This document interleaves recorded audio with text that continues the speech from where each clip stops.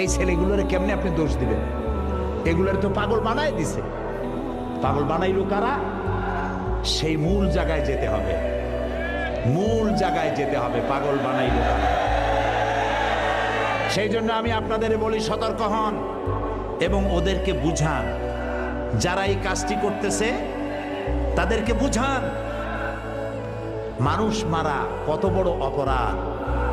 একটা মানুষ মারার অপরাধ সারা পৃথিবীর সব মানুষ হত্যা করার অপরাধ। কিয়ামতের দিন সর্বপ্রথম আল্লাহ তাআলা রক্তের বিচার করবেন, খুনের বিচার করবেন। আগে যত খুন হয়েছে, খুনের পরামর্শ যারা দিয়েছে, সহযোগিতা যারা করেছে, বুদ্ধি যারা দিয়েছে, টাকা যারা দিয়েছে, এদের বিচার হবে সকলের আগে আল্লাহর কাছে।